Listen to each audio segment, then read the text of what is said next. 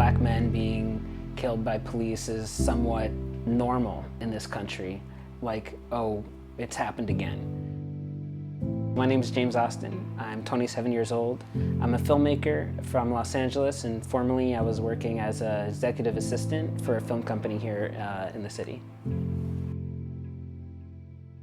Hearing the news about George Floyd being murdered by the police, that news itself was not what was surprising, because unfortunately those kind of events, black men being killed by police, is somewhat normal in this country. Like, oh, it's happened again. But the thing that was surprising was seeing the response around the country, and that people were going out into the streets and protesting in a bigger way than we had ever seen before.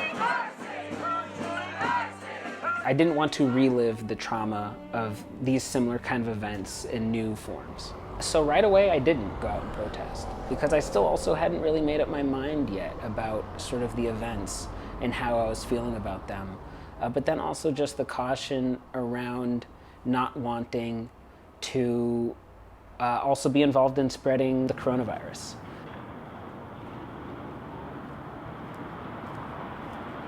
There was a friend of mine, her birthday was coming up, and we were sort of talking about if we wanted to do something for her birthday, and then she expressed to like me and some, and a couple other friends of ours that she wanted to protest for her birthday. Hello. Hello. So why did you feel like you wanted to go out and protest for your birthday? Being Chinese American, we are also considered people of color in this country. We are considered minorities. And especially with COVID, we've seen a lot of racism towards Chinese people or, any kind of Asian. I've been sitting at home, reading about the protest, watching it every night on TV. Everyone was talking about and all the issues. It was so moving, and it was like I felt so angry and so powerless that there was just no way that we could continue sitting at home and just watching it on TV when it was happening like right outside of our windows. I definitely grew my respect, I think, for her, that she wanted to do something, sort of higher than herself. So we all met up at City Hall and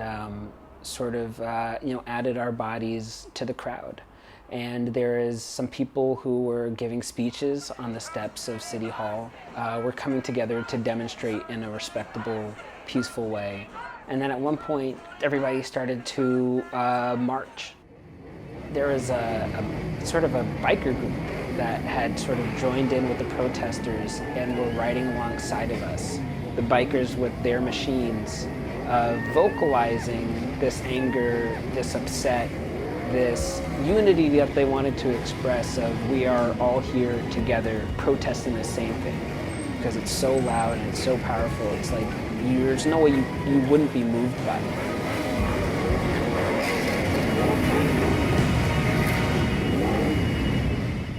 Earlier this year, when I was working as an executive assistant, I was helping research on a television series that was about the Black Panther organization, which was founded by Huey Newton, like 1967. Seeing what was happening with George Floyd and what was being called for, sort of upsetting in a way, was that 1967, the Black Panthers were founded because of the violence that was inflicted on black people in their community by the police. And that's exactly what they were protesting and demonstrating for, and that was 53 years ago.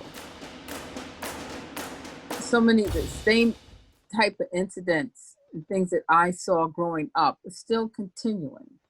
How can I protect my child from the world if I don't tell my child about the dangers and the vulnerabilities that they have being darker skinned in the world? How can I protect them? I can't tell them, oh, the policeman is your friend.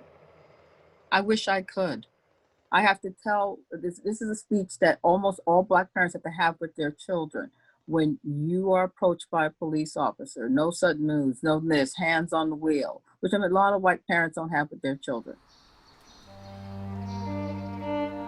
Over at Silver Lake, they decorated the fence with the names of countless Black Americans that had been killed by the police, and you could just drive along there and just see name after name after name after name. I mean, I can't even go off and list half of the people that were, because the list is unfortunately very long.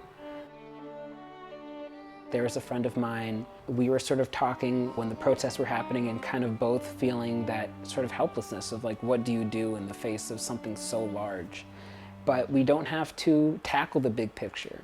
We can tackle the people around us. It's like, let's talk to our friends, let's talk to our family, let's get involved in a very local way and see what we can change just in our neighborhood. Can we share ideas and influence one another and be more accepting of the people in our own lives first before we try and do something in a big, big way? You know, that's what I hope to do with my own filmmaking, and kind of turn them into places of conversation.